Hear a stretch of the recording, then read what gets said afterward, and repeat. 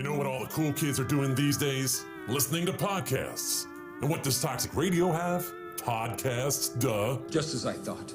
Go to toxicradio.net and check out our weekly schedule for the lineup of great shows. Miss any of them live? No worries. Thank God, dude. We're on all the top podcast platforms, or just find them at toxicradio.net or on the free app. The choice is yours. Be cool or not. We're gonna be cool. Toxic Radio. Get the podcasts and get infected. Hey, buddy. Rah. Hey, man, that's a sweet heavy metal happy hour t-shirt. Where'd you pick that up? Thanks, dude. I got it at the Toxic Radio shop. Toxic Radio has a shop? Yeah, dude. It's in the app. We're online at toxicradio.net. That is sweet. Yeah, and I also got a rockin' Toxic Radio hoodie and a Red Band Underground shirt. Dude, I'm gonna look so rockin' at the party tomorrow. Well, I think you look pretty now. Oh, wait, what? The Toxic Radio shop is a place to get all your Toxic Radio gear. Shirts, hoodies, stickers. Find it at toxicradio.net or on the app. Don't buy it safe. Buy it toxic. Hey, where are you going, man? All sports talk shows are the same, right? I am bothered by everything. You gotta go back to football school. The goal of this guy, it's just immeasurable. Wrong. In a world filled with talking heads more interested in their own celebrity than actually knowing the sports world, it's hard to find the people who really care about sports first. Look no further. Wire to Wire has it all covered. These guys have the knowledge and the cred to back up their opinions. No hot takes to get attention, just straight up opinions. Know anyone else who correctly called the 2020 World Series and March Madness? How about 70% on the NFL and NCAA football last year? You don't. Bottom line, these guys know their shit. They aren't doing it for attention, they're doing it for passion. Wire to Wire, live every Wednesday, 8:30 Eastern, only on Toxic Radio and wherever you find podcasts.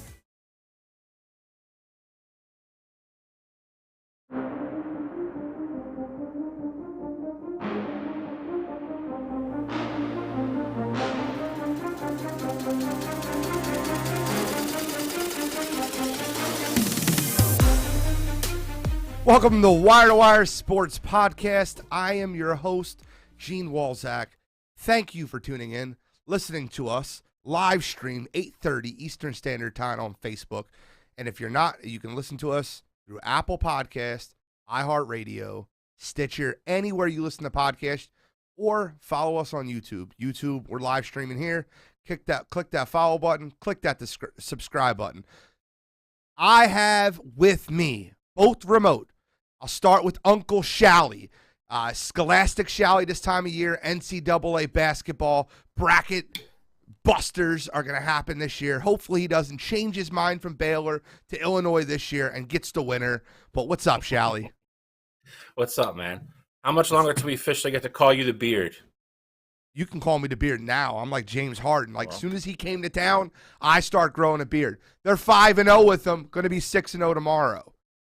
And then coming from us remote also, he's getting ready for his wedding right now. We got Kent State's own, Cleveland's own, College Cottrell. What's going on, everybody? Gene, I'm not going to call you the Beard just because there's some bad connotations to that guy. Well, that guy is winning in Philadelphia and doing everything the right way in Philly. I don't care what he did anywhere else. Screw that city above us in Brooklyn. Screw those guys. He's in Philly now.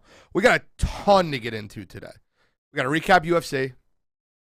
Snooze fest. We got NCAA, March Madness. Crazy day in the NFL. It's about time some of these crazy moves happen the day of our show, the day before, and not the day after. So we'll get to talk about that. Russell Wilson, Aaron Rodgers, Carson Wentz, Bobby Wagner. We got a lot to go into in NFL. And then we are going to debut the hardest bracket we have ever debuted. Ever. Like, looking at this bracket just makes – I still don't know where I'm going tonight. I still don't know. We're going to debut the East and the West brackets for the movie bracket. We're going to get into that. Next week, we'll debut the other side. We have 68 movies, 4 playing games, 64. NCAA style. We'll be doing this all through March Madness. I'm ready. Let's get rolling. We got to start with UFC, though. We got to start with the snooze fest that was the wrestling match between Colby Covington and Jorge Mosfadal. I was very disappointed, and I will go third here because I have a few key points, but you guys will probably hit them first. Start us off, Shally. Let us know what you thought about the fights. You can even talk about the other terrible fight that happened before that. Listen, I mean, it was unfortunately it went how we all kind of thought it was going to go. I know Gene was holding out hope it was going to be something different, or Jorge was going to land that right or left from heaven and knock Colby out. But unfortunately, Colby, it came down to what we thought it was going to. Jorge is a great striker. Colby can hold his own on his feet. He's a great wrestler. He's just a better overall, well-rounded fighter. He played to his strengths the entire fight. Wasn't really that exciting. It was kind of a snooze fest. Colby went in and did what he needed to do. He got the W, moved on, puts that on his resume, and moves on to the next one. It's a big win for Colby. I think it in the long run kind of limits what Jorge can do in the future. I think Jorge's about money fights and stuff like that now, but championship aspirations or anything like that, I think we're past that for Jorge. I was a little bit. The only thing I will say is I'm not really upset in the way I would say Jorge's game plan was. I do truly believe Jorge thought he was going to catch him. I was more upset, or I guess disappointed is the right word, that Jorge gassed. I feel like he wasn't in tip-top shape for this fight. For the amount of press and build up to this fight and all the interviews and all the hate and all the, going back and forth and talking shit, like, to gas in the middle of that fight, I think that's inexcusable to me. But again, I think it's a situation where the better fighter won, unfortunately. Like I said, in that fight, I think the public's opinion was Jorge was the good guy. And that's the side I was definitely on. I don't like Colby, but I do respect him as a fighter. I think he's a good fighter, and unfortunately, at the end of the day, the better fighter won that fight on Saturday. So I got a lot to say to you. Let me get Charles. Go ahead. Give me your breakdown. I mean, that fight went quite literally exactly how I expected it to. I told you guys that I was expecting a 50-45, maybe even 50-44, and we got that from 2 of the 3 judges. So that fight was definitely exactly what I was thinking it was going to be. I won't say it was necessarily a snooze fest because I wasn't expecting it to be one of those, brawling fights where they were just going to be standing for 25 minutes going back and forth. Like, I just knew that wasn't going to be the case.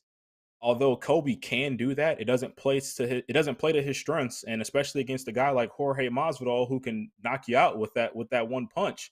It wouldn't make sense to go in and do that.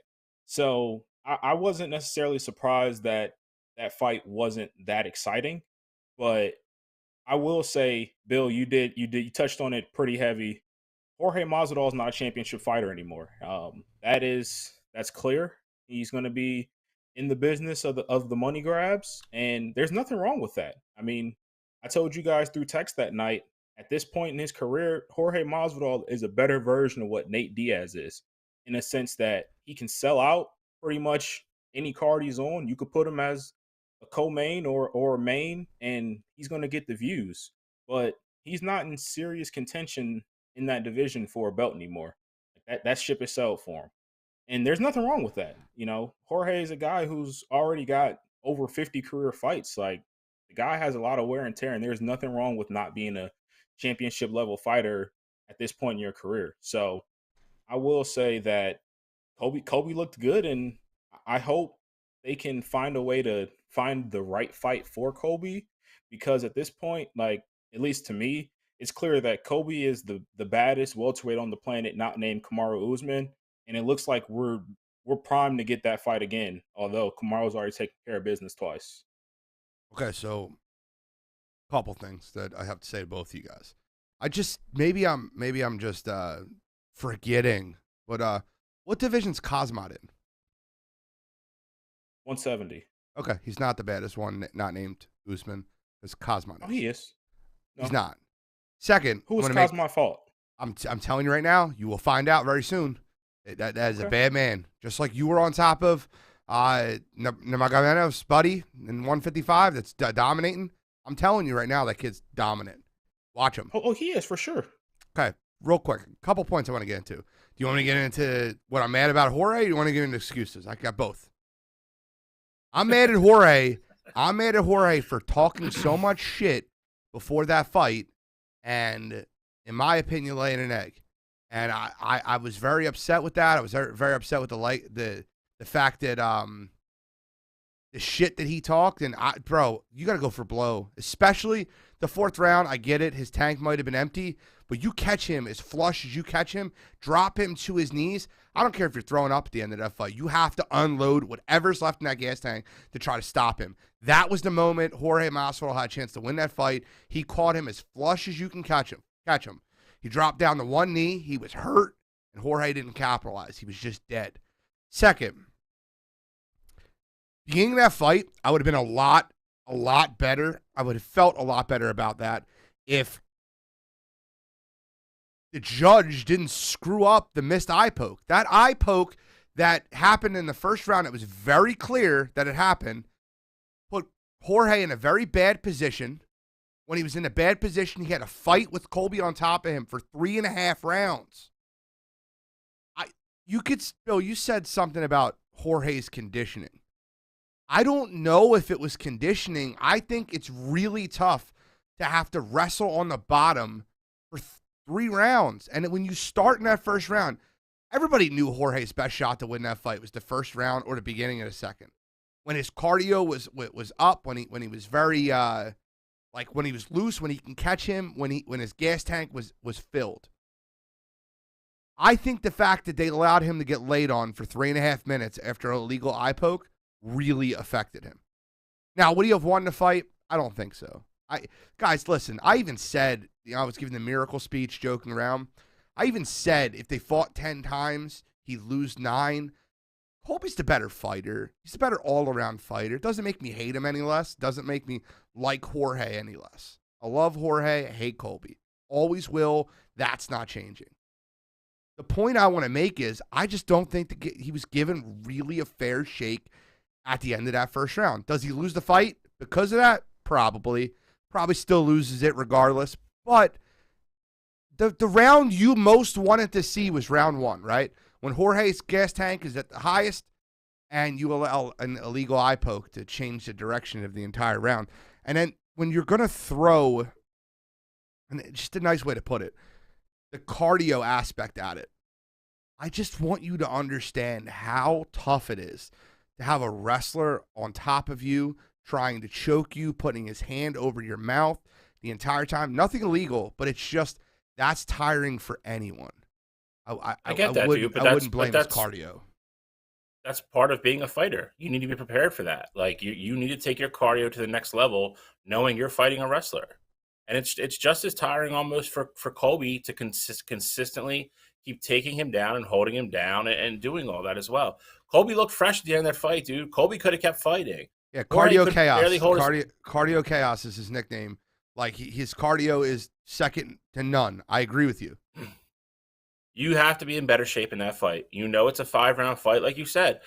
This window out of nowhere pops up in the 4th round when he catches him, and he didn't have enough energy to move forward and finish him. That's unexcusable, bro. I agree. Sorry. That's the part I was okay. most pissed off about, because he catches him in the 4th round and everybody everywhere is like, like they're hyped. You're ready for that to be the knockout. And then it's just, you could tell his breathing, even after the fight, we're 5, 6, 7 minutes after the fight, he's still talking shit to Colby, out of breath. Yeah. Still out of breath. That's the Colby, funny part. Colby looked like he almost didn't get in a fight. Colby was fine. I mean, listen, at the end of the day, I mean, I just think the better fighter won. And, I think the majority of people were hoping Jorge won because, Colby is definitely that guy. You either like him or you hate him. And I am not a fan. I do respect how he fights. I think he's a very good fighter. I agree with Cottrell. I think if Usman isn't in 170, I think Colby's your champ. I think, I'm curious to see what happens next. I'm hearing a lot of Colby and Dustin, so that would be very interesting. But same thing. I'll get into that in a second. I want to give Ed Conroy some credit. He said you can train to be in shape, to wrestle and be a wrestler Unless you become a wrestler, you can't. Facts. He basically says, unless you become a wrestler, you cannot train to have the cardio of a wrestler. That's solid point. I agree with you.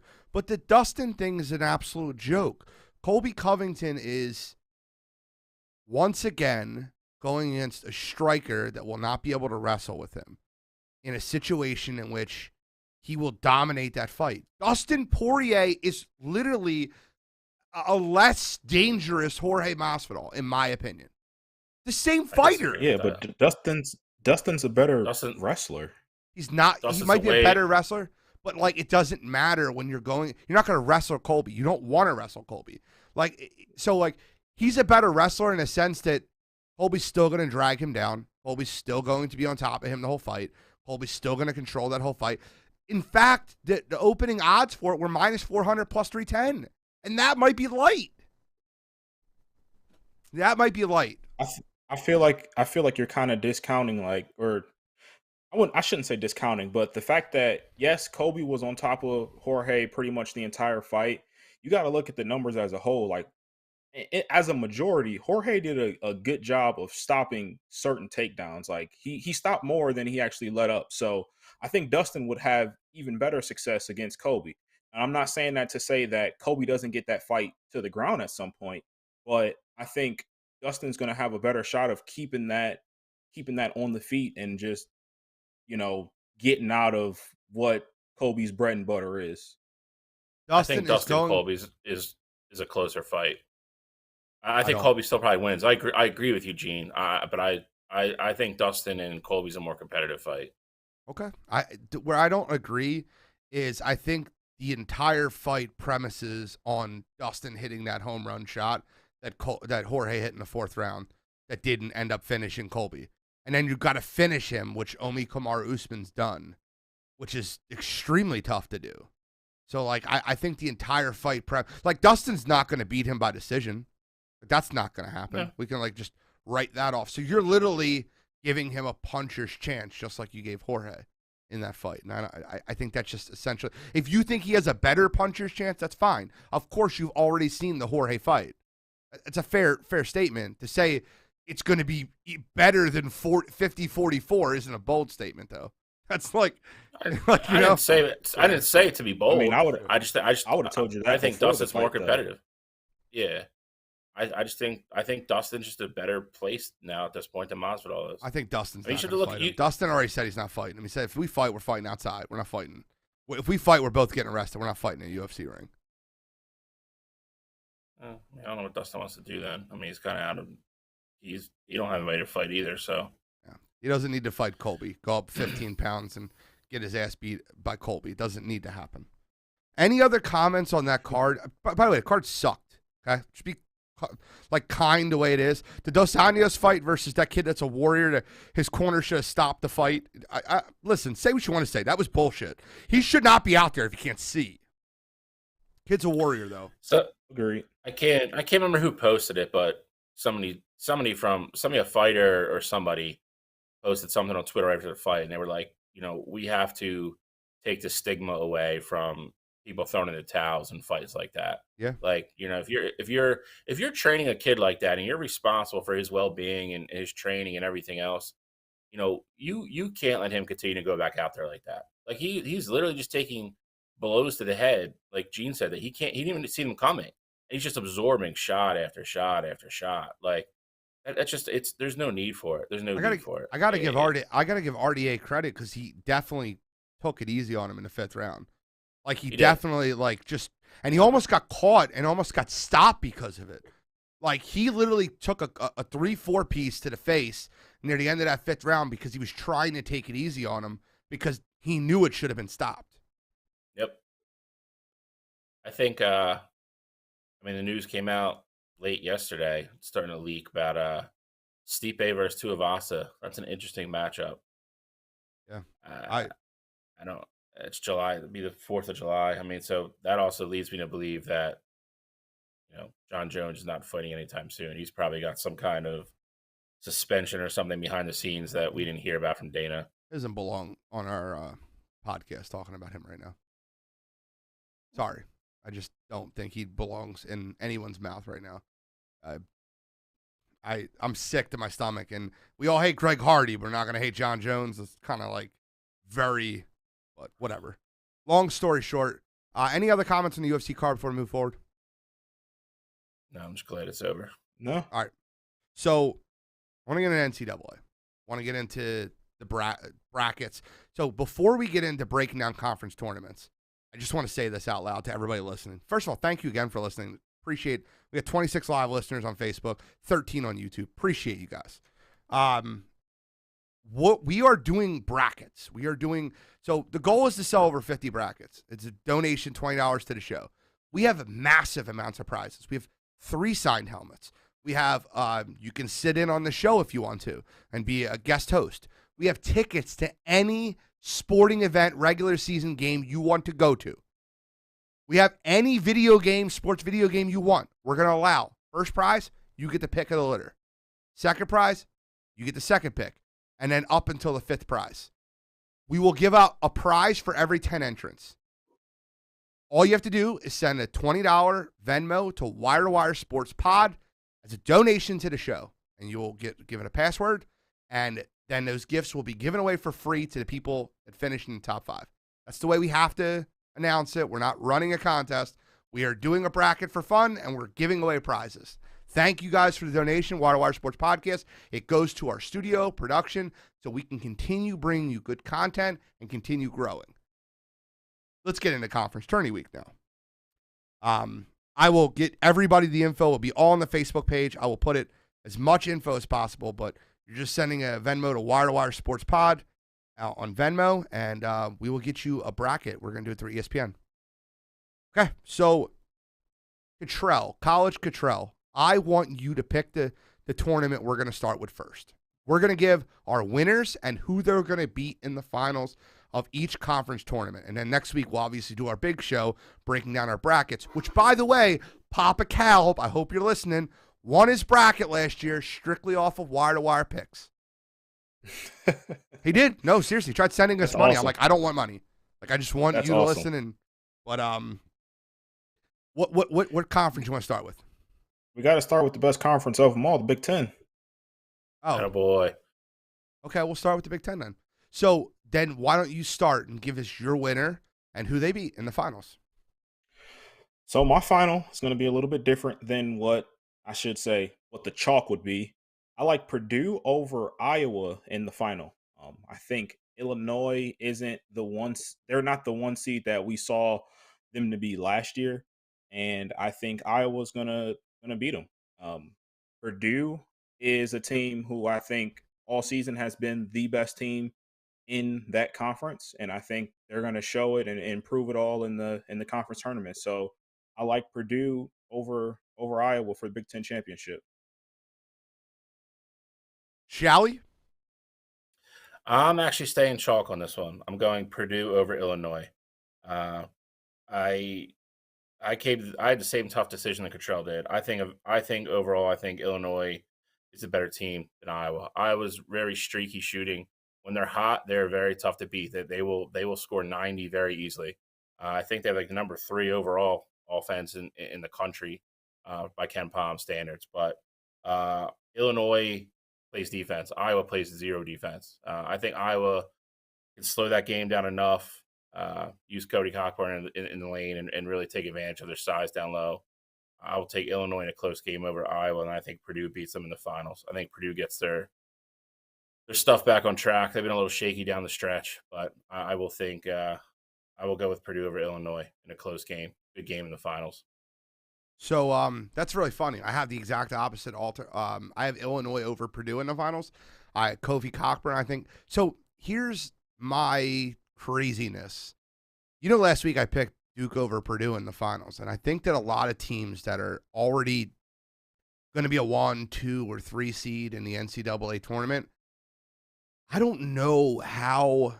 I'm sure they treat it like it's a great tournament and they want to win it, but I almost feel like there's some teams, and Purdue being one of them, that might look past the conference tourney to the NCAA tournament. I think they have bigger fish to fry. But for this specific tournament, I have Illinois over Purdue. And like I told you, I think Purdue goes a really long way in the NCAA tournament. It really depends on how they're seeded, but I like Illinois over Purdue. Shally, next region. Let's go with. I'll go with the next one that I think is the most competitive. Let's go Big 12. Oh, Big 12. You want to start? I'm going to start because I'm going a little off the limb here. I'm going to go Texas Tech over Kansas in the final. Big 12 is a little bit, I don't want to say sneaky, but it's a little bit predictable in the fact that the top 4 seeds are head and shoulders above the rest of the league. So I believe the semifinals are going to be chalk. I'd be shocked if they're not in the Big 12. I think you're going to have Kansas versus Texas and Texas Tech versus Baylor. Texas Tech has the best defense in the entire country.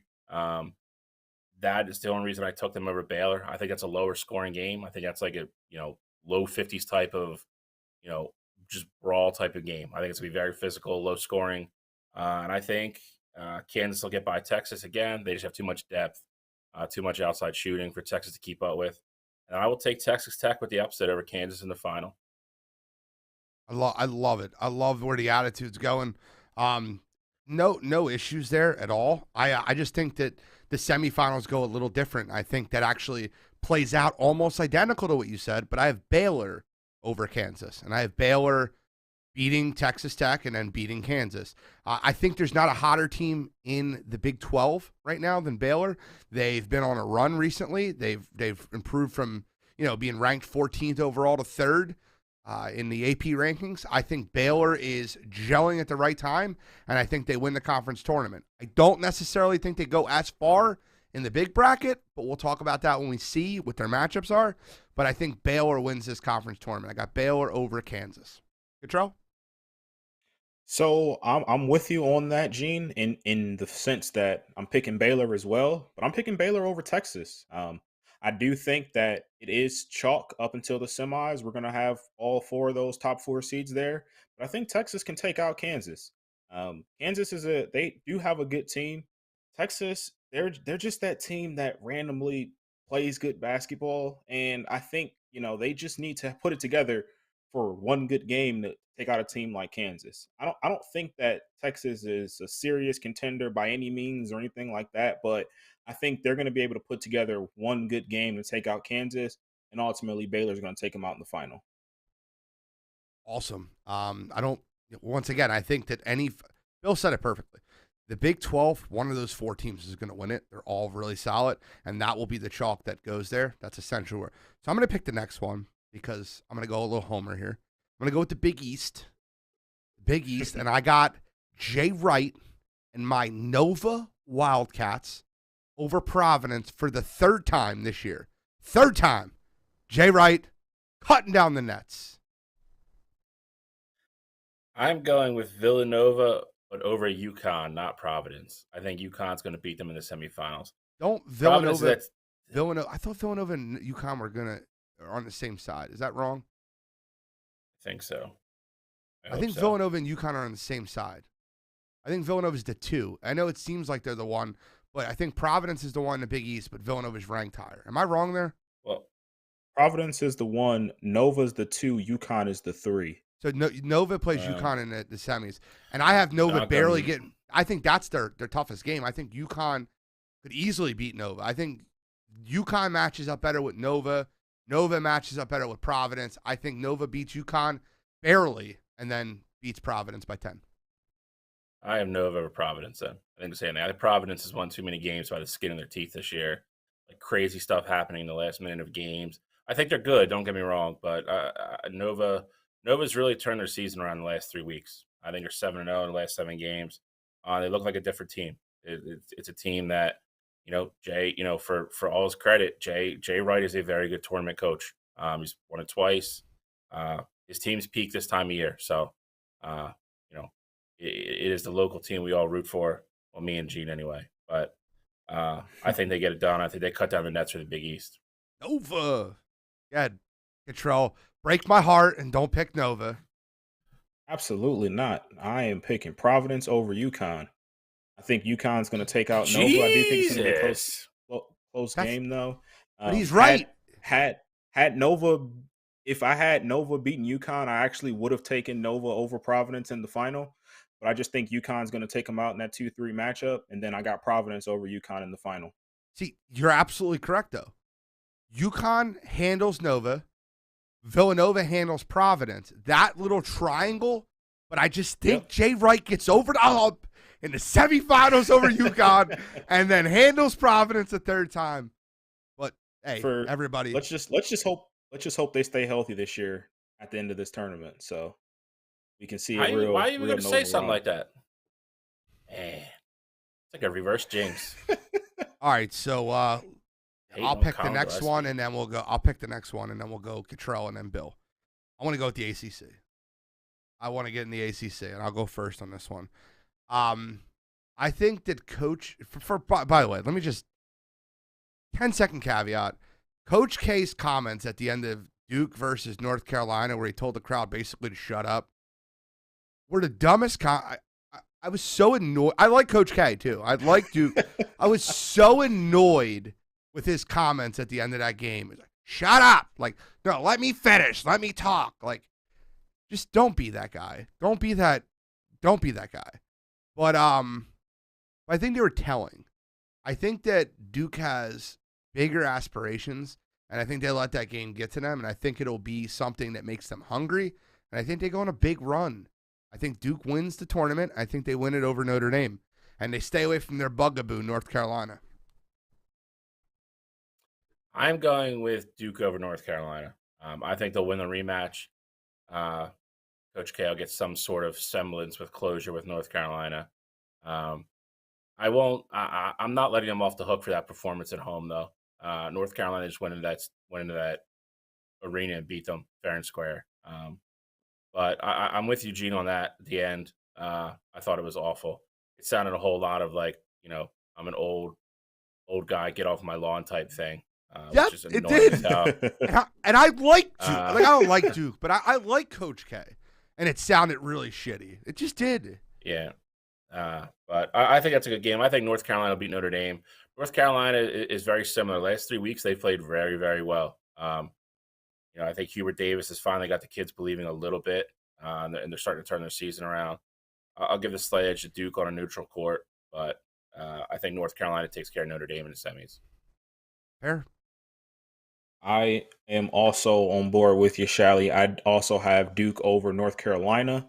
I think that matchup this third time around is going to be a lot different. So the first matchup, Duke went into Chapel Hill. They won by 20. Second matchup, obviously, we saw what just happened with North Carolina winning that one. I think on a neutral court, Duke just has an all-around better roster. And at this point, there's not going to be as much pressure on that Duke team. Granted, of course, it's going to be pressure on North Carolina too, because of course they want to be ACC champions, things like that, and it's their rival in Duke. But I think to Gene's point, Duke did let the pressure get to them. I mean, pretty much the entire world was looking at Duke, North Carolina. Ticket prices were crazy. Like that's a whole lot of pressure of not wanting your coach to lose his last game, and those kids weren't ready for it. So I think in the conference tournament, they better figure it out. It'll be a lot lighter. It'll be a lot lighter than conference tourney.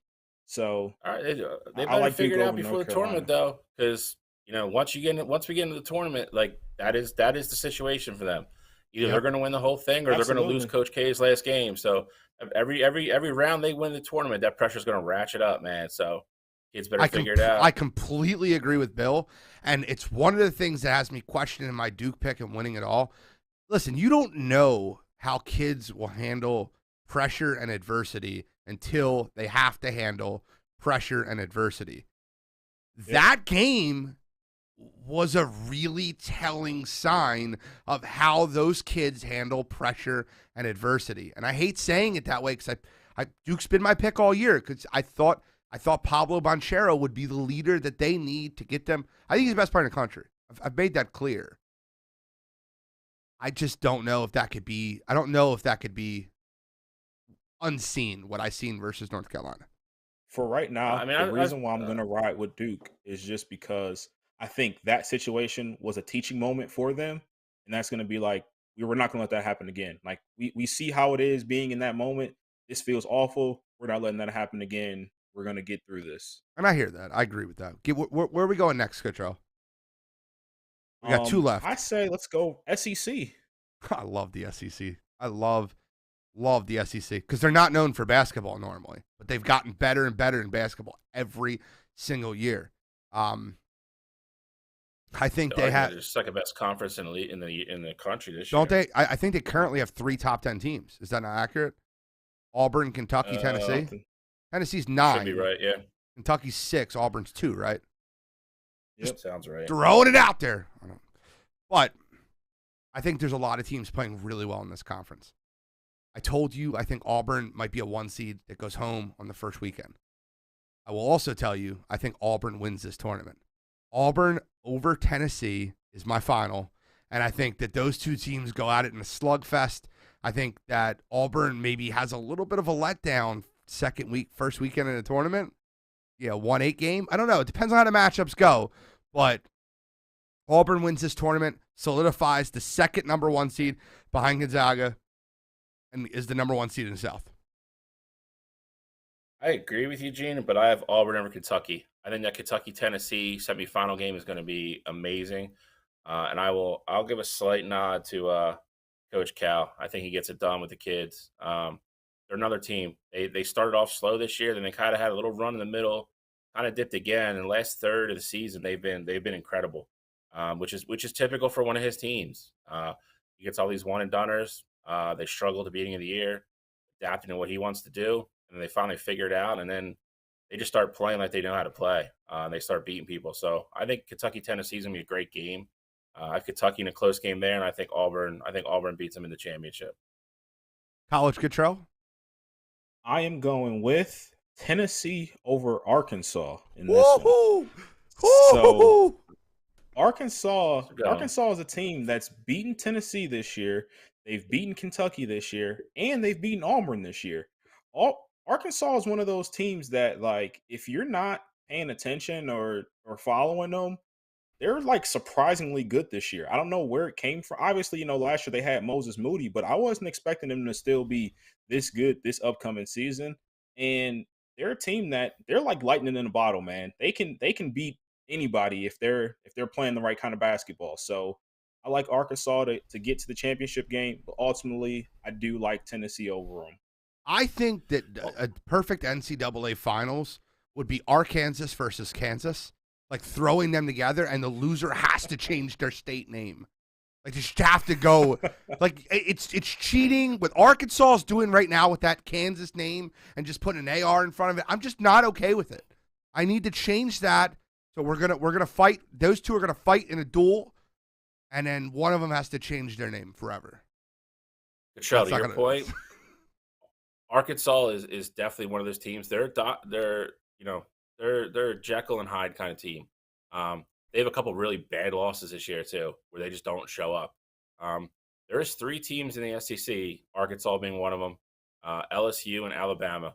I'll go into this more next week when we do the official bracket. But those teams, any given night, if they show up and play well, they can beat literally anybody.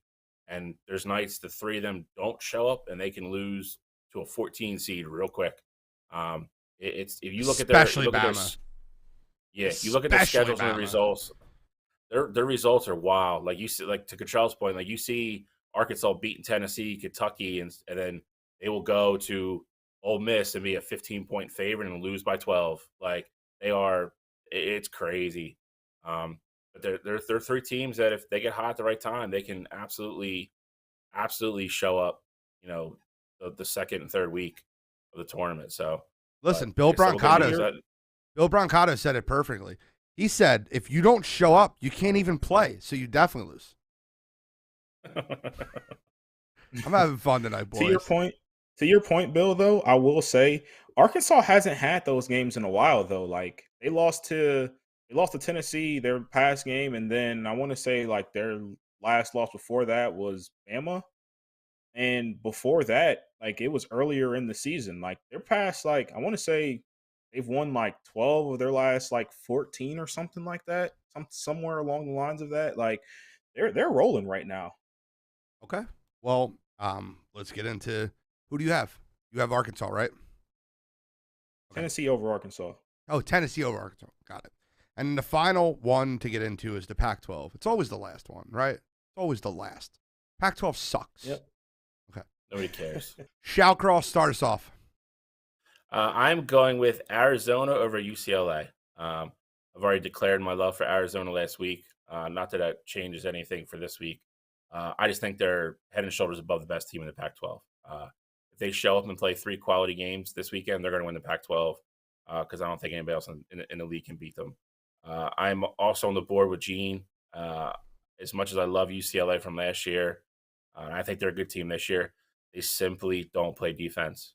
They are so far down in Ken Palm rankings and every pretty much defensive metric. They're going to give up 90 to Arizona probably, and if they do, then they have no shot of winning that game. So I will go with Arizona over UCLA in the final. Comfy. Arizona over a team that begins with the letter U. It doesn't matter which one makes it out of there. USC, UCLA, it don't matter. Arizona wins it. They're far and away the best team in that conference. They're the only team in that conference that has a chance to compete for a national championship. I want to say that and make that very clear now. Arizona over UCLA or USC. UCLA's defense stinks. And listen, you cannot win a national tournament when your defense is ranked in the 90s out of all the teams in the country. It can't happen. Arizona over UCLA.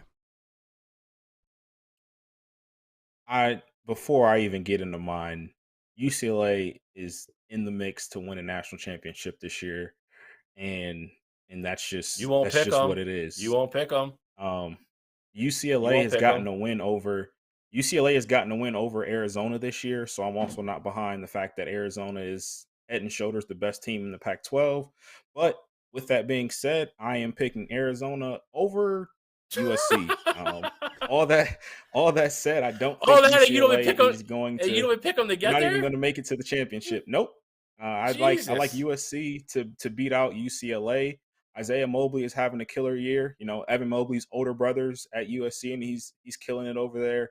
I think he's going to have a nice conference tournament, but ultimately Arizona is going to put it on USC, and I think they do win that game comfy. But that is not to say that UCLA won't make a run in NCAA tournament, and you'll see how far I have them going next week when we pull out the brackets. Tune in next week for the brackets. I hope you have them in the Final Four because that just guarantees me and Gene are going to finish higher than you in the contest. Woo! Bold statements right there. Not if you guys pick the losers again. Guys, we got to get in the NFL. Yeah, you had Gonzaga right. You had Gonzaga in the finals. That was great job, Shally. I like that. Pick the champion. You did. You picked the championship. Oh, you didn't pick Gonzaga there. No. It's okay. It's okay. Yes, I agree, Keith. Whatever College Cottrell says, lock it. I could argue he won the bracket last year out of all of us. All right, so let's get into actually last year's winner, Nick Dolis. Shout out to that guy. That's awesome. I need a picture to Hank Aaron jersey, though, Nick. Send it to me ASAP. Just kidding.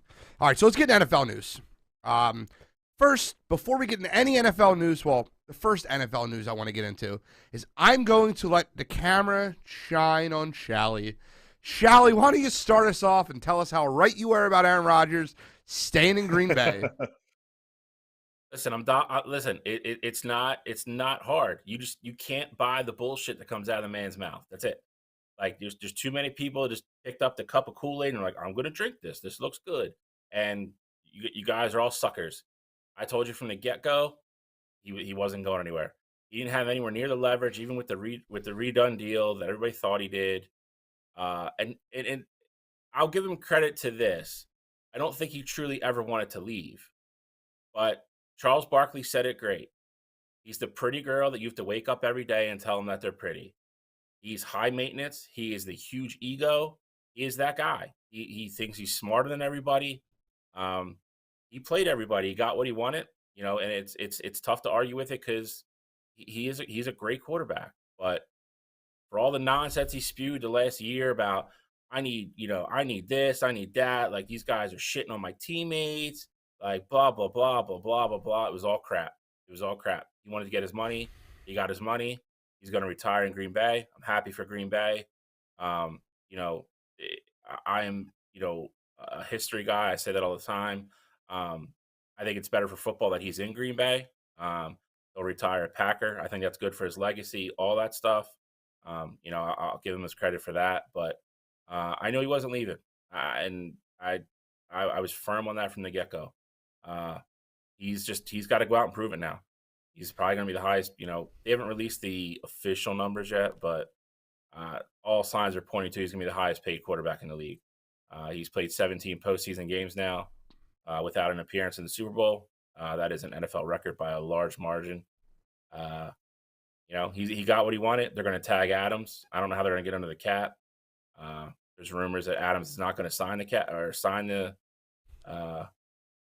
franchise tag. He doesn't want to play under it, so they're gonna have to get his deal done and figure out the cap numbers. But there's gonna be cap casualties there now. There's just going to be to keep both of them, and keeping both of them is the right thing. So I'm not arguing against that, but they're going to lose players. So 100%. It's going to be interesting. You just said something I have to disagree with, though. Okay. You said that. First of all, I like a lot of what you said. Obviously, you're accurate on most of it. But the thing you said earlier in the conversation is you don't think he ever wanted to leave Green Bay. And I think that's absolutely false. I think last offseason, when he didn't report, he really wanted to leave Green Bay. I think what happened this year is they did everything he asked them to do. Everything. They kissed his ass, and what ended up happening was he ended up staying after he seen that the organization was changing face. Brought in Randall Cobb, signed his boy Aaron Jones, did everything he asked them to do, gave him the organizational control he wanted, proved to him that he was the franchise quarterback they should have. And I think this offseason, it made it very easy for him to re-sign there. Last offseason, when he didn't report, you can't tell me. He's asking to get traded a million times. You can't tell me he didn't want to be there. I don't agree with that. I agree with everything else you said. I don't believe he ever wanted to leave. He's to his credit, even though he's the guy that thinks he's smarter than everybody, he is a smart guy. He went to Cal. Like he's an intelligent human being. It was all about negotiating employees. Just like before the contract was signed, all the reports came out that he was either re-signing in Green Bay or retiring. He wasn't retiring. This all became about him playing into his 40s. That was one of the big issues with the Jordan Love pick. He's like they're picking him, and I want to play for another 5 years. He wants to play till he's 42 or 43, like Brady did, and make that money. He wasn't retiring. That's a joke. He wasn't. I agree. I agree with that. Everything you've said, except the fact that I think he wanted out last year. Cottrell? I don't.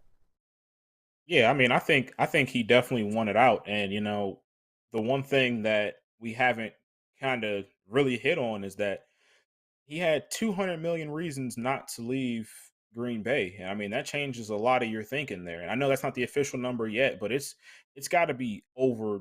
He's getting over 40 mil a year. I mean, that's just going to be what it is. So the fact that Green Bay has done everything they wanted to for him, I'm sure that played a huge part in it. And I don't know why, but this season, I think he just mended, not him personally, but they mended a lot of the bridges that seemed to be burned last offseason. You know, he seems to have a lot more respect for Matt LaFleur, or he's at least putting it on for show right now.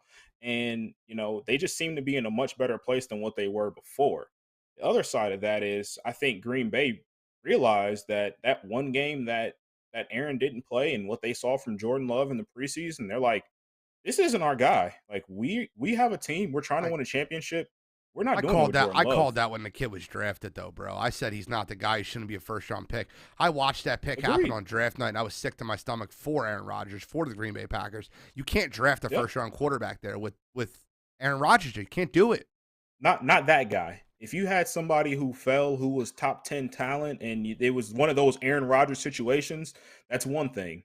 But you're reaching to draft a quarterback. You can't do that there. There's something I disagree with you said, though. Most of what you said I agree with. One thing I disagree with is you talked about the 200 million reasons or 160 million reasons. Here's the truth, Cottrell. Every team outside of like 7 would have gave him $40 million if he asked for it. Everyone. Every single team outside of like Herbert, Burrow, like teams that have young franchise quarterbacks. Other than that, He's getting that money anywhere he wants it. He's the MVP of the league, back-to-back years. Like, don't act like he's not getting Dak money. Like, Dak just got $40 million. I don't know if you could say that every team in the NFL is giving a guy his age $200 million over the next 4 years. Yes, they are. Yes, I do think he would have. I think he would have gotten the money. Don't get me wrong, but I feel like not every team would have been committed for a 4-year, $200 million deal. It might have been 2 years, $100 million, or 3 years, 150, but 150 plus guaranteed, whatever that final number comes out to be. I don't know if every team that doesn't have a franchise quarterback is putting that out for a 38-year-old quarterback. Bill?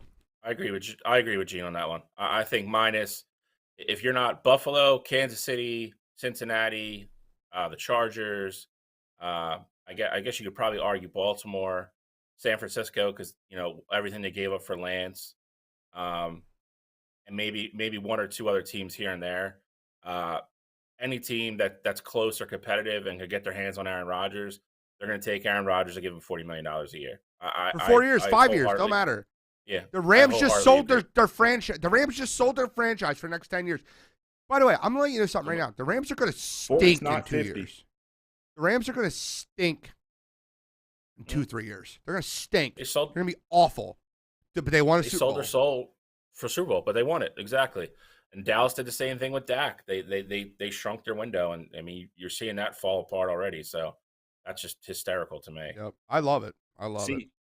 I kind of disagree with the whole Rams thing too, just because I think their front office is going to shell out money. Like, yes, they don't have draft picks, but they've shown that they're willing to spend the money to go get top level free agents, and they're willing to trade and not use draft picks. So I think we're just going to keep seeing that until either Stafford retires or he walks away from LA.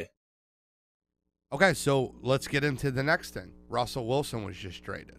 Russell Wilson traded to the Broncos. Nathaniel Hackett at least got a quarterback there. Signed there, I'm sure John Elway said, listen, we're going to get you a quarterback. We're not dealing with another season of Drew Lock and Teddy Bridgewater. Russell Wilson gets traded. What do you think about the haul for him? 2 firsts, 2 seconds, Noah Fant, a defensive end, and then a swap from the 5th and 4th. It's a haul. A haul for Russell Wilson. It's a lot. I mean, again, how many times can you get your hands on a franchise Super Bowl winning quarterback? I don't know. I guess Denver figures they're in enough of a win now situation with the kids they have on offense to bring him in. That he makes the difference. It's hard to argue that. It's hard to see how Seattle comes outside the other side of this until you actually see what their picks are. My only problem is, I don't think you take a QB this year because I don't think the guy to replace Russell Wilson's in this draft. So you're kind of tanking this year, and then I guess you're praying that you're going after a Bryce Young, Stroud, something like that type guy next year when they're eligible. And you're hoping your franchise quarterback is in next year's draft. And then you just build and build. I mean, well, Seattle's in full rebuild mode. They just released Bobby Wagner.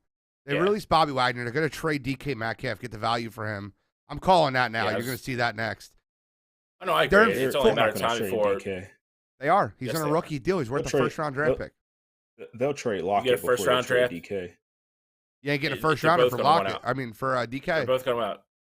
I hate to say it, Gene's 1,000% right on that. You've a superstar on a rookie deal that isn't going to resign there now because he's not going to want to be part of this. So when his rookie deal is up, you're losing him for nothing.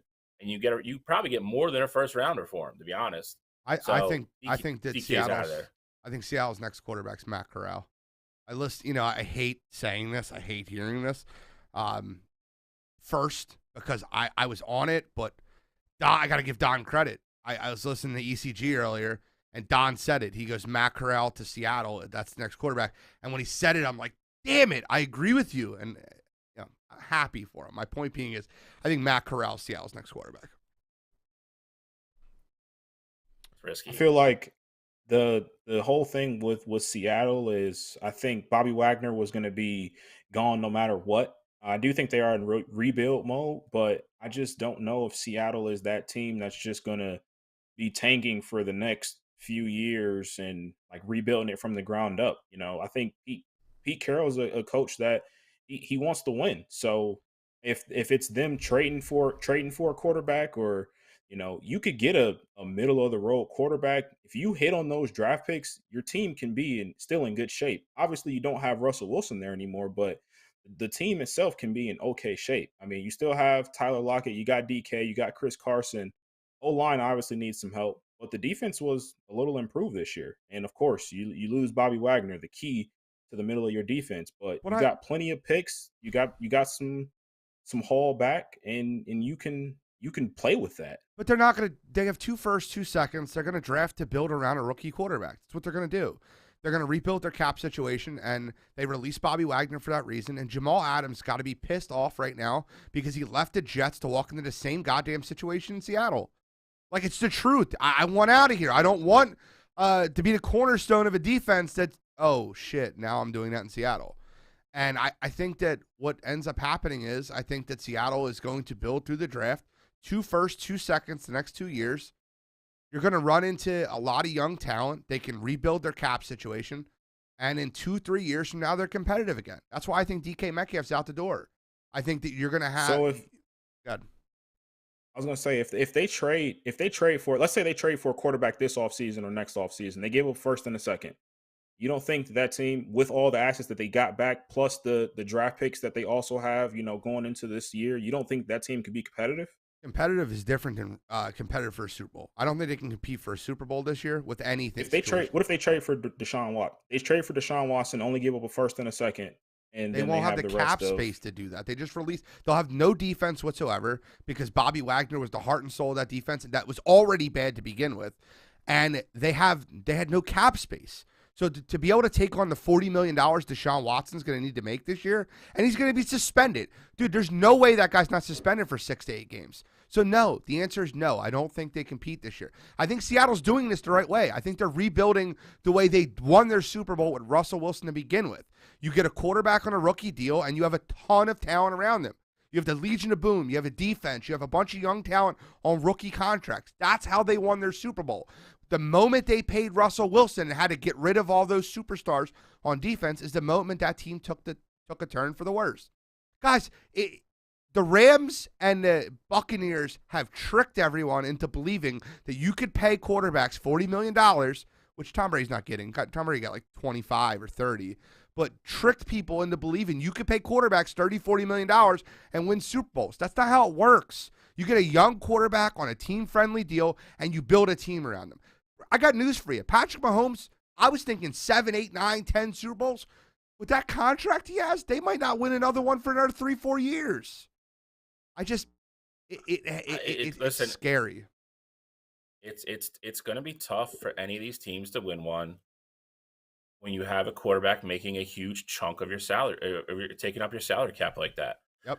Will they hide other mistakes? Will they outscore teams and steal you games that your defense gives up 30? Yeah, they absolutely will. But you're going to lose a lot of games too. Like it's Kansas City's going to run to it next year again. Like Kelsey's already locked up, but Hill's going to have to get signed. Like these teams are going to lose talent because you can't get rid of the cornerstone franchise guys. And to Gene's point as well, you have to figure.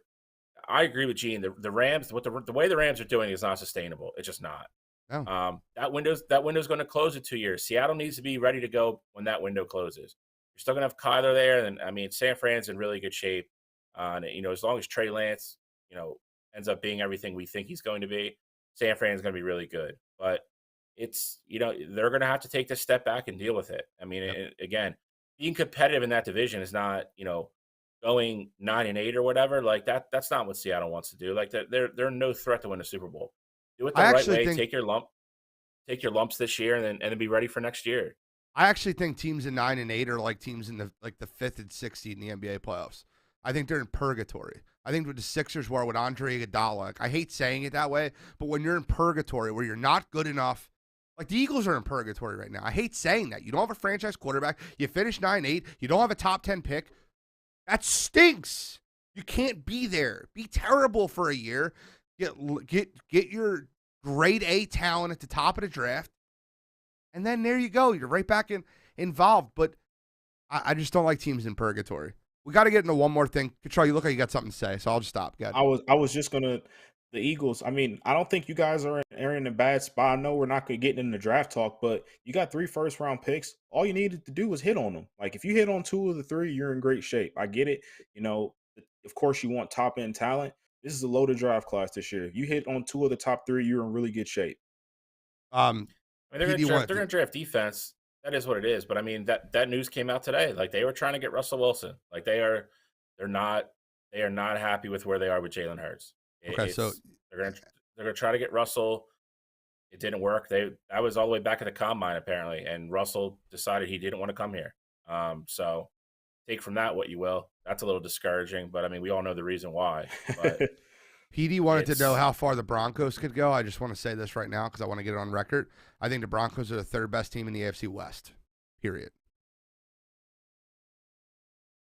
I mean, that's going to be a close battle. I really don't know if I'd argue that statement. I think they're in the playoff hunt until the very end, though. I mean, they're definitely. I'll say this way.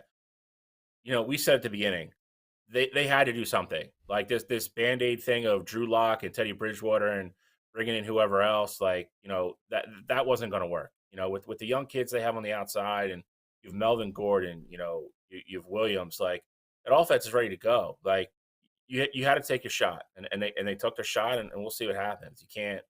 I don't fault them for that because to have any kind of shot in that freaking division, you need a quarterback. Agreed. I mean, you're saying Derek Carr is now the worst quarterback in that division. That's and he'd be the best in the NFC East. Correct. But and you have to, and you got to play Herbert and Mahomes twice a year. Like, you need somebody, and they went out and got their guy. We agree. Guys, Gene, I agree with you. I need to give Denver 2 minutes. I mean, I need to give Carson 2 minutes before we get into. I need to get in a movie bracket, guys. I need to get in a friggin' movie bracket. I have to. I've been waiting for it. I almost went in front of NFL for this. So I'm going to give Carson 2 minutes of my time, and then we're moving on from it. Carson Wentz got traded from the Colts to the Washington Commanders.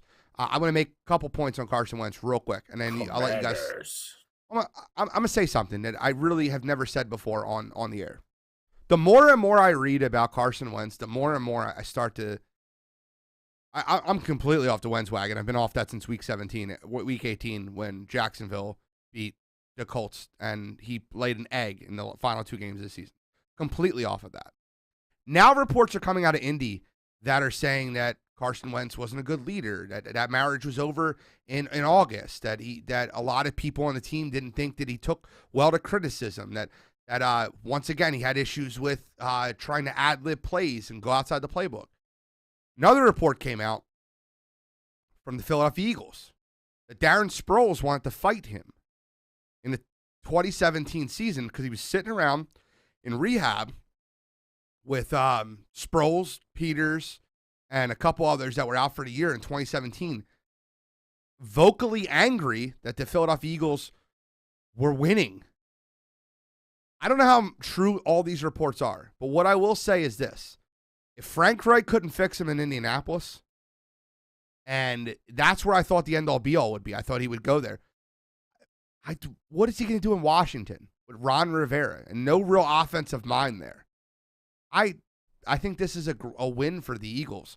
Carson Wentz going there. I think he'll be throwing the ball to Eagles receivers again this year, but they'll just be on the defensive side of the ball. Darius Slay, a couple defenders will be getting a lot of passes thrown to them by Carson Wentz. Comments? No, I mean, it would be a lot better if we knew who said what. And I mean, this is the same thing I fall back on all the time. You know, some reporter here, an equipment guy, saying Carson got in an argument with somebody in the locker room. Like, that does nothing for me. I'm not, again, to Gene's point, I'm not saying they're not true. But, you know, when he was here and he left, you know, Kelsey and Cox were the first 2 guys to say he wasn't the issue. Darius Leonard came out today. Jonathan Taylor came out today. We're not happy that he was gone. So I don't know if he's got some weird personality quirk that some people love, some guys that play for him love, and the other guys hate it. And you know, some guys love it and are like, yo, I love Carson Wentz, and it rubs other guys the wrong way. I don't know, man. I mean, it's just so weird to me. It's such a weird freaking dynamic that he's gone through 2 franchises now. and you're having like big name leader guys come out and support him, and then you hear these other reports, like Gene just mentioned, come out the other end of the pipeline as well. So it's the craziest freaking thing I've ever seen. I don't. And then somewhere in between, you have his inconsistent play. You know, like to Gene's point, he goes to Arizona and looks like 2017 Carson Wentz, beats the Cardinals with half the team missing, and then the last 2 weeks they got to win one game, and he throws out 2 duds. So it is the wildest thing I can remember in recent history with a big name player like that. It's just crazy to me. And it is, and it's absolutely crazy. And listen, he's a Washington Commander now, and which means as a Philadelphia Eagle fan, I have to hate him. Yeah, I have to. I'm with you on that. You can't. I can't support him anymore. I can't even root for him in a different conference. I thought the Colts would have been something. Hey, this is my AFC team. I have to hate him now. Patrol? Yeah, I mean, honestly, as an Eagles fan, you got to be happy. I mean, you fleeced the Colts for a first and a third for him. Now he's in your division, and he's not gonna beat your team. So I mean, I think this is 100% a win for the Eagles and for Carson Wentz. I don't necessarily think he's a bad quarterback. I just don't think he's good enough to help you try to go win a championship anymore. I think he had that somewhere along the way, mentally, physically, whatever it may be. He just derailed from that. And I wasn't as high on him going to the Colts as you guys were, but I didn't think he was going to be bad. I mean, I just thought he'd be a middle of the road quarterback, 15, 16. And I think with a team like Washington, if you're sitting at 15, 16, you're going to help those guys be competitive, but ultimately you're still going to be the third best team in that division. So, I mean, it is what it is. Getting them for 2/3, I think that's a win for you. You can still use your first and second round picks to try to help build around them, but I don't see the Commanders doing anything special. Maybe they sneak into the playoffs, but that'd be about it for me. I'll make 1 point a positive, like a pro Carson point for 1 point. Mike, do you have the bracket ready? Okay, cool. One point, and then we'll go right to the bracket. He has not had the same offense coordinator for 2 straight years since 16-17. That drives me nuts. I think that's a failure of communication for anyone. Frank Wright was the offense coordinator 16-17. After that was Mike Groh. Mike Groh got fired. After Mike Groh, it was his buddy. Press Taylor. And after Press Taylor, he went to Indianapolis. So I don't think that's really fair, essentially. But with that being said, the NFL's not fair. Life's not fair. Oh, well. Hope he sucks in Washington. We need to get in a movie bracket. This bracket is insane. Okay? To let you know how insane this movie bracket is, there's a play-in game in the 116 game. And this probably would have been top 50 for me, but it's listed in the 65 to 68 range. 61 is going against Kingpin in the play-in game. So let's knock out the play-in game first, and then we'll 61 is, and that's my vote. I'm going to say that right now. I'm voting for 61. One of my favorite movies. I never understood how much the New York Yankees hated Roger Maris when he was breaking Babe Ruth's record. You can't break Babe Ruth's record. Mickey Mantle has to break Babe Ruth's record. And if you've never watched the movie 61, it is an incredible movie. I advise you to watch it. It breaks down how Mickey Mantle was, Roger Maris, and how that race to 61 was. My vote for the play-in game is 61. Cottrell? Well, I'm going to put the pressure on Shally here. My vote's Kingpin. Kingpin, Woody Harrelson, absolutely love it. Bowling movie. Guy gets his fingers just cut off for what he owed a bookie some money, and he stole his ring, something along the lines of that. And Woody Harrelson in the movie was hilarious. And growing up, I obviously big on sports, but I loved bowling growing up. And seeing a movie like Kingpin was absolutely great. So I'm taking Kingpin in this one. Real quick, Mike, can you zoom in a little bit? We have a couple of listeners just asking for it just to see it a little bit more. But thank you. I appreciate it. Shally, you have to make the decision, my friend. Where are you going here? You got to go. 61 shouldn't be a 16 seed. So this is tough for me. to Cottrell's point, Kingpin is these are two different type of movies too. So it's Facts. it doesn't also boil down to what I like more per se. It's what I think the better movie is, which is what we're trying to accomplish here. 61 is more of a historical, type look of the home run race that year with Maris and Mantle, directed by Billy Crystal. Huge Yankees guy. Great movie. Kingpin is like the polar opposite. It's a satirical look at, crazy like small town bowling. You have a great performance by Woody Harrelson. Bill Murray steals that movie. Man, this is tougher than I thought it would be. Baseball versus bowling. I'm going with 61. All right, guys. We're not going to talk about too much. 61's the winner. That's great. Don't click anything, Mike, because this is just a play-in game. 61's going against Miracle. We're not going to need to talk about Miracle very much because we're going to talk about it plenty in the next coming weeks. Number 1 seed in the East, and it should – listen, I love 61. I just told you how much I loved it. Miracle's going to win this one in a landslide. It should be a sweep. If it's not, I'm walking off set. Pick Kingpin, Cottrell. Pick 61, Cottrell. No, I'm not picking 61. Had Kingpin been there, I might have gave him a puncher's chance, but I'm going Miracle here. The answer is Miracle. It's you're comparing two historical events now. It's to Gene's point, we have pretty passionate thoughts about that movie, which we'll get into later. But the better movie is Miracle. Okay, so we're going to click Miracle. Moving on. We'll talk about that in the upcoming weeks because I'll tell you right now, the 1-8 matchup, 1-8 or 1-9 matchup is going to be disgusting. What Bill did to me, Bill made these seedings, by the way, which he did a great job. Let me be clear. But what he did to me in this 8-9 matchup is sickening. It's sickening. Two of my favorite movies ever, Creed 1 versus 42. I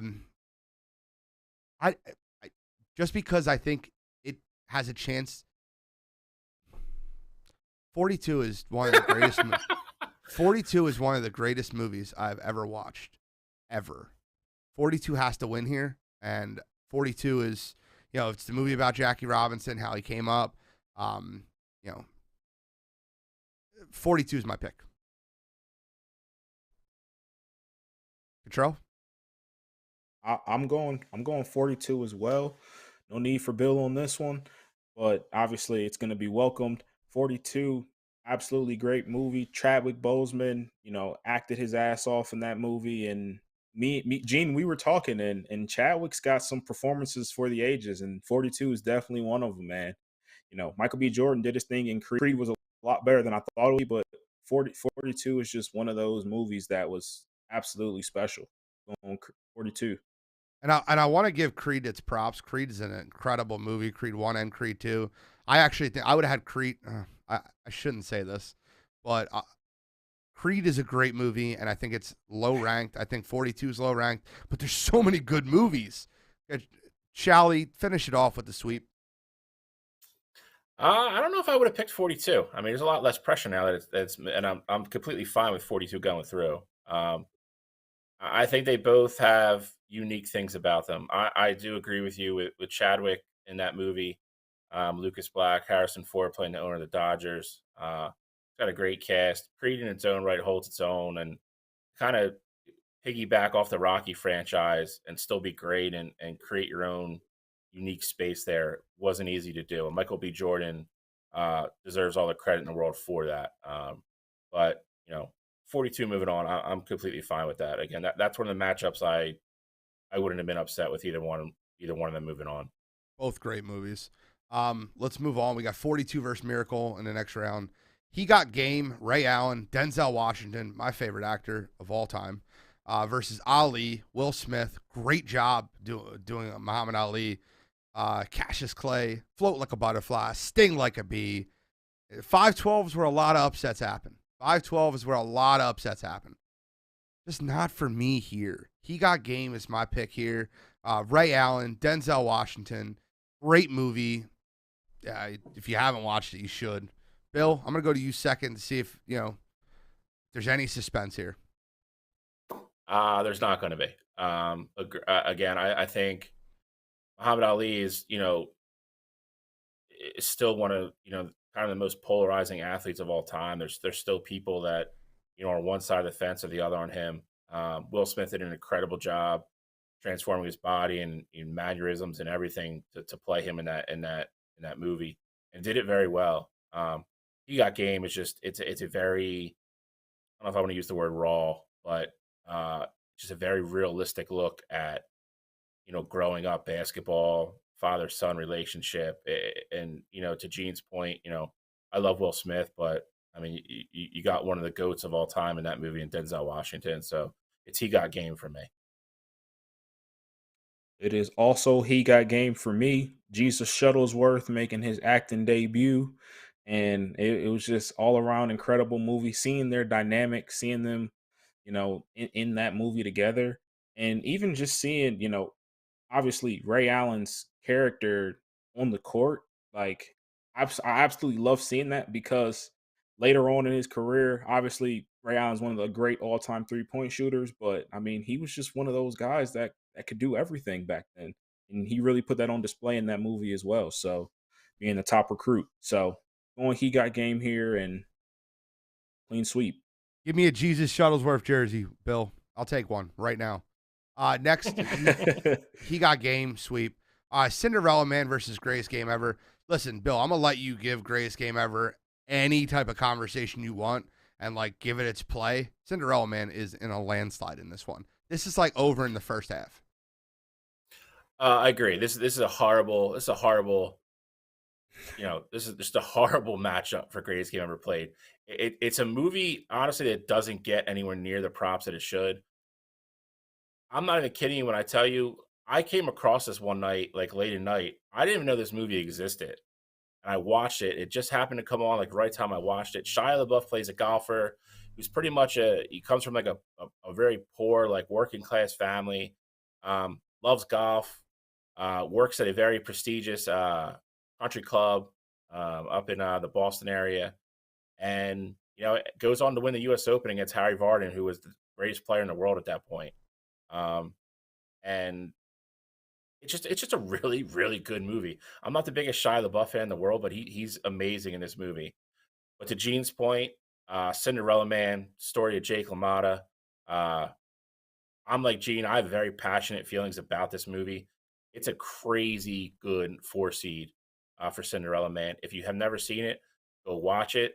You don't have to be a boxing fan to watch it. The movie itself is really more about everything else that Jake LaMotta went through with his family, depression, stress, just a really, really accurate, poignant look at the man's life outside of the boxing ring and inside it as well. It's a great movie. Cinderella Man has my vote. Cinderella Man. So before Cottrell goes, I just want to say, to me, if I was seeding this, and this is me on my own, everybody has their own like conscious thinking of what things are.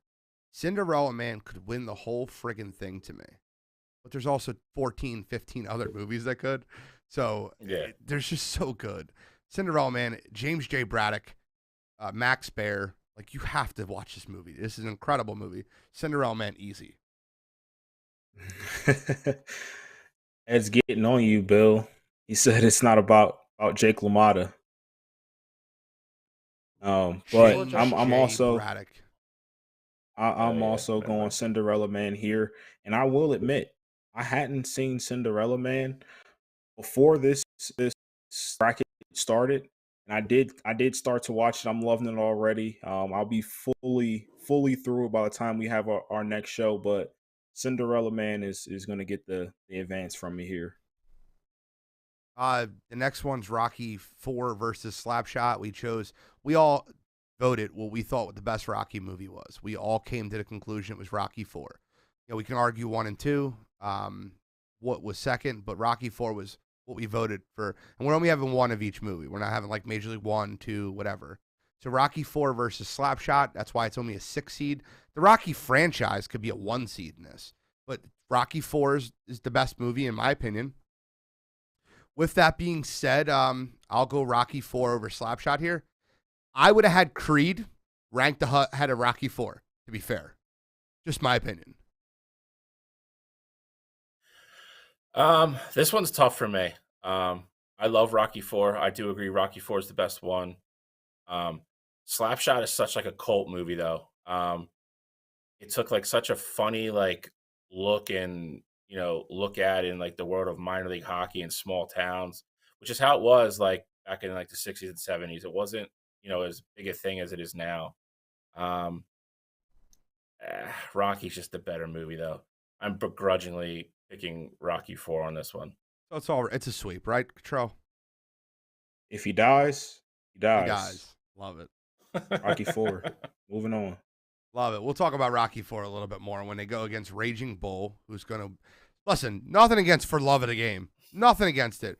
Raging Bull could be a 1 seed in this. Raging Bull versus Rocky is the fight that we were looking for. The Raging Bull. That's my pick. I'm going to go right in that one quick. If you can't tell, Gene is super excited about all these movies. All these movies should have been rated higher. Yep. Every single one of them. That's the problem. I love the passion. I love the passion. The East is loaded. I said this. Guys, my favorite movie of all time is coming up. Of all time. Of all time. Gene, it's not even... We have to explain that too. We should explain that before we start it. Okay. When we did this bracket, like the East, all these movies happen in the East. Like I had this. That's I was going to do it at the end. All right, cool. Never mind then. I had. You do it at the end. All right. Raging Bull is the Jake LaMotta movie that I got confused with. Robert De Niro won an Oscar for it. Great movie. To Gene's point, it could be a 1 seed. For Love of the Game is a great baseball movie. It's a Kevin Costner movie. Billy Chappell, Detroit Tigers, woven in with a love story of baseball and the woman of his dreams. It's a great movie. There's nothing wrong against it whatsoever. It's just not better than Raging Bull. So it's Raging Bull for me. Control. Raging Bull, clean sweep for me. Okay, so guys, real quick. We're only going to get through the East today. And then next week we'll we'll preview what next week's will be, which will be the West. The next one that we're doing is Rounders versus the Fighter. And I don't care how good the Fighter is. I don't. Rounders is my favorite movie of all time. I splash the pot whenever the fuck I please. Rounders is incredible. Matt Damon is a monster. And the bad beat he took on the first hand comes back to the end, slow plays, check raise. He check. I love Rounders, and Rounders is a landslide for me. Rounders. I'm with you on that, Gene. Rounders for me too. Yeah. I love the Fighter. Matt Damon. I like the Fighter more than you guys. I think Mark Wahlberg is actually very good in that movie. Christian Bale is incredible in that movie. But I've always been a big fan of Rounders. I actually saw it when it came out. Gene's impression actually wasn't that terrible. It's better than his singing. John Malkovich is he's in the movie for maybe 6 minutes, and he's the most memorable part of the movie. He's absolutely incredible in the movie. We had three people already to ask if Rounders is a sports movie. Listen, guys, I asked the same question yesterday, and it's on ESPN. It's listed as a sport. Yeah, Bill, I'll let you. I will tell you this. We had that same conversation after I originally pulled all these movies and put them together. Rounders was in the back of my head, and I looked up three lists from very credit-worthy establishments that made them, and Rounders was on every one of the lists. So it's considered a sports movie. So we're a sports podcast, so it's in our goddamn bracket. So that's what we're doing. Rounders moves on to the next round. Pay that man his money. All right. This is the last one we're going to do today. We can nicely listen, and nothing against the Fighter. Rounders could have went against anything. I might have picked it, but The Natural versus Invincible. Invincible's a nice story. Mark Wahlberg, walk on to the Eagles. It's got the local feel to it. I love that it's about a real thing. Like, the Eagles were so bad in the 70s. They're like, fuck it, we'll take anybody. Like, just go ahead, whatever. We'll just take some guy off the street. Mark Wahlberg making the team, but The Natural is the answer here. And I guess we'll talk about more of The Natural next week too, because it should move on this round and shouldn't be close. Natural's a great movie, but nothing against Invincible. The Natural wins here. Yeah, Invincible is a nice feel-good home story, kind of like Gene said. The Natural is debatably the best baseball movie ever made. Roy Hobbs, the Knights, maybe the best final 4 minutes of any sports movie ever. Robert Redford, when Robert Redford was like the leading guy in Hollywood. Great script, great cast, great movie. It's The Natural for me. We'll get into that more, kind of like Gene said, when it's up against somebody. Well, we'll talk about it more next week. Because Natural vs. Rounders is a banger. I know. I want to address some people's comments like, where's this movie? Where's that movie? We have 4 brackets of 16, or actually 17. So your movie that you're mentioning, like I've heard a couple mentions for like We Are Marshall, or where's this movie? Where's that movie? They'll be there. Don't worry. Don't worry. We have 68 movies. This is just the first 16. And if you think these are loaded, they're all loaded. Wait do you see the West? Full bracket, everyone. Do me a favor. Yeah, we're going to preview the West. We won't say any winners. We'll just scroll through it. White Man Can't Jump is the 1 seed. It's going against the winner of Bench Warmers and The Fan. You don't get the pick. I guess it doesn't matter. But I'm sorry, Control. I apologize. We already had. I guess I'm just not here, you know. Control, have you seen The Natural? I have, but it's not. It is not the movie that I thought it was when we were talking about it yesterday. Anywho, what'd you think it was? Is we're not gonna get into that here, but Invincible is it's an okay movie. You know, one of those movies you throw on to watch. You know, just because it is a sports movie. Wasn't too special to me. I think 15 is the perfect seat for it. I'm taking The Natural all day long. I don't know if there was many movies Invincible could have beat. I might have had Invincible in the playing game, so I'm going with The Natural. Listen, I will tell you this. This pretty much has like enveloped my last 2 days of life. There was hard decisions made. I absolutely had help from these 2 guys. It was not an easy list to make. I will tell you this, as a whole, as a show, we're very proud of this. I think we did a very good job. For the people that are probably on the wire line saying, where's this, where's that? You know, I think Gene's going to explain how we did this in a second. They're all coming, I promise. They're all there. They're all coming. So what Bill did, and I thought this was genius, is he literally, like, as best as you can. You can't do everyone, like, perfect from where they're at. But the East bracket is all, like, moments and things that happen in the East. Like, that happen almost like an NCAA bracket would be. The West, as you can see, will be below White Man Can't Jump, Southern California. Benchwarmers, The Fan. Well, The Fan was California also. $1 Million Baby versus The Big Lebowski. Karate Kid versus Happy Gilmore. I mean, listen, at 12 seed, you don't really get a choice on where you're at, so it doesn't really matter. Jerry Maguire, Arizona versus Over the Top. Bad News Bears, another California movie versus Mystery Alaska. Moneyball versus The Way Back. Jesus Christ. Oakland A's Moneyball. Love it. Dodgeball, Las Vegas versus Coach Carter, and Sandlot, which people have been asking for, versus Angels in the Outfield. That, listen, you got a ton of really, really good sports movies here. This is the West. We still have the Midwest. We still have the South. We have 34 other teams, because 32 play-ins, other movies on the right side. So I see all your where's this. But this is what we have for the West. I can't wait to get further into this. Like I said, Control made fun of me for it, but everyone's not seated high enough. It needs to be seated higher. Rounders is they're all 1 seeds. They're all great movies. We're not showing them all right now, Keith. We'll preview next week's, which we just did with the West, and then you'll get a teaser for the other side of the bracket after next week's. So, get into You Gotta Be Kidding Me this week. Kittrell, get us started.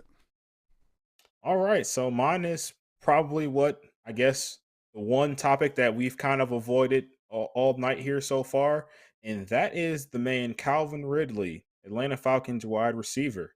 So, for those of you who don't know, Calvin Ridley sat out pretty much most of this past 2021 NFL season because he was dealing with some mental health issues. Of course, nothing wrong with that there.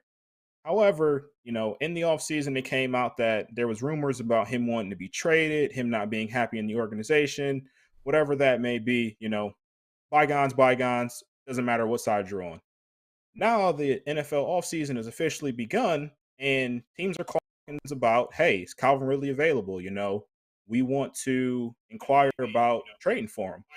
And it just so happens that the Falcons said, we're not dealing them right now. We got to wait and see how some things play out. What they were waiting to see play out, Calvin Ridley was on investigation for betting on NFL games. And so, according to him, he only bet $1,500. But it came out that he's betting, having parlays on the Atlanta Falcons and them winning football games. Now, $1,500 may not seem like that big of an amount. That's not the point. You cannot bet on a sport that you're currently playing, and essentially you're impacting your team by not being out there on the field, and that be okay. So the NFL decided to suspend him for a year, and I do think a year is harsh in comparison to what we see for things like domestic violence and other criminal offenses. However, you have to set a precedent here that gambling on the sport that you play while you're currently playing that game is not okay. And so for that, this week, Calvin Ridley. Come on, you gotta be kidding me. So I just want to make a comment on that real quick. First of all, they said he tasted a 3-team, a 5-team, and an 8-team parlay. I think FanDuel held this information to the end of the year knowing he wasn't going to hit any of his bets. They're like, hold on. Let him keep throwing 8-team parlays in right now. I love this. We'll let the NFL know at the end of the year. By the way, once again, another athlete that was out for mental illness sitting at home betting on football games. Sorry, not trying to be a dick, but whatever. Shallcross. I'm going with Russell Westbrook this week. If you're not familiar, we bash on, some of our Sixers guys or other guys about having the worst contract in the NBA. Russell Westbrook absolutely has the worst contract in the NBA. I didn't realize till today he's making $44 million. But that's not what this is about. There's been a couple fans at games making a play on words with his last name, calling him Russell Westbrook because he's been shooting bricks all year. Apparently, there's been issues in the stands and this and that. Russell Westbrook's been through this before. He engages with fans way too much for somebody who's as soft as he is. I'm not commenting on the stuff that's apparently been said to his wife or his children when they're in the stands. I get all that. That stuff's crossing a line as a fan. But for Russell Westbrook, who makes $44 million a year, who's a professional athlete, to get that upset that he had to pretty much hold his entire press conference about how people are destroying his legacy and the heritage of his name and this, and that. Dude, get over yourself. They're literally making a play on the last part of your last name. They're not saying anything bad about your history or anything like that. They're just calling you Russell Westbrook. They're literally changing one goddamn letter in your word, in your last name. And you want to know why they're doing it? Because you've been absolutely terrible this year. But for you to get that upset and that butthurt about it is insane to me. Grow up. You're a professional athlete. You have to know people are going to heckle you. Saying personal things, racial things, stuff like that, I agree with you, Russ. That crosses the line. Fans don't have any right to say that. Buying a ticket doesn't give you a right to say that. But somebody calling you Russell Westbrook, and for you to get that butthurt and that upset, get that much in your feelings about it, that you to talk about it for 10 minutes after the game the other night, is the softest thing we've seen in 2022 so far. And that's saying something. So this week for me, it's Russell Westbrook. Come on, you gotta be kidding me. Okay, so I have just a quick one, and then we'll give our PGA picks real quick. This is the championship this weekend. But mine's Ben Simmons in Clutch Sports. So Ben Simmons tomorrow will be on the bench in Philadelphia, and you're trying to understand why. Like, he wasn't on the bench when they played at Boston. He wasn't on the bench when they played at Charlotte. But he's going to be on the bench tomorrow in Philadelphia. So it makes you question why. What's the reasoning behind it? Why is he coming to Philadelphia and not going and traveling with the team anywhere else? He's rehabbing his back. What came out recently to Clutch Sports is, and Ben Simmons is filing a grievance against the 76ers because they want $27 million back. for games Ben didn't play, just to be clear. Games he didn't play this year. The expected move is coming because Ben Simmons and Clutch Sports think that something will happen in Philadelphia tomorrow night that will prove their case. So they're sending him out there in hopes that Philadelphia fans will throw food at him, will yell obscenities at him. I guarantee you there is a display of something that happens tomorrow that Ben Simmons acts nuts about, turns around, like looks at the fans, walks off the bench. It's all friggin' staged by Clutch Sports and Ben Simmons. Boo this man. Do not throw anything at him. Boo him and let him know what you feel about him. I hope the 76ers have a highlight video of him shooting bricks for the game. I hope everyone gets to laugh at him and boo him as he sits on the bench, but do not throw anything at him. He is trying to fleece a franchise for $27 million that he didn't even earn. Ben Simmons is a joke. Clutch Sports is a joke. And for that reason, Ben Simmons and Clutch Sports. Come on, you gotta be kidding me. All right, so we ran long on the movies. I wanted to. So Bill, give me your players' picks. All right, so got the Players Championship this week, TPC Sawgrass Stadium course. If you're not familiar with it, it's the course that has the island green that you see on TV all the time. That's where they're playing this weekend. Biggest person in PGA, $20 million. I'm going with my winner. These are the four bets I would tell you to place. I'm going winner. I'm going Colin Morikawa, plus 1,300. Top 5 finish, Rory McIlroy, plus 410. My long shots are Jordan Spieth, Will Zalatoris at plus 4,800. I think that's great value on both of them. My long shot, I got Gary Woodland, plus 9,000. He's actually played really well the last couple weeks. 9,000 is just absurd. So, if you were to place a $10 flyer on somebody, Gary Woodland plus 900 is not terrible. Cottrell, give me your picks. So for this, I got Rory McIlroy as my winner, and then I have I don't want to say long shot because he's like 10th or 11th in odds, but plus 3,400. Daniel Berger to win it. That boy. Okay, so I have Colin Morikawa as my winner, and I also have Patrick Cantley as someone that I think that will place top 5. So they're my 2 picks for the players. Any final comments? I got one. I got to go last though. Okay. Well, I have none. I got one as well. Cottrell? All right. So, just a quick little. We talked about college basketball. My boys, Kent State Golden Flashes. They're the 2 seed right now in the MAC tournament. So, if you want to watch some good basketball, MAC tournament's going on. They're going to make some noise, and they got the reigning MAC Player of the Year now, Sincere Curry. So, tune in for a show. I like it. Maction. Go ahead, Bill. I'm going PTI style here to take us out. I'm going to wish a happy 1-year anniversary to Mr. Gene Walzak. This show last year was the infamous hot take of all hot takes. Gene Walzak could beat Ronda Rousey in a fight. We can't not celebrate it here. It's part of our history and our past. So I would wish happy 1-year anniversary to Gene saying the craziest goddamn thing I've heard on this show so far. I'm telling you, I would beat her first round KO. All right, guys. Well, that's it. Wire to Wire. Thank you for tuning in. Listen to us on Apple Podcasts, iHeartRadio, Spotify, Stitcher, YouTube. Like and subscribe. And buy a bracket. It supports us. Thank you. Signing out. Later.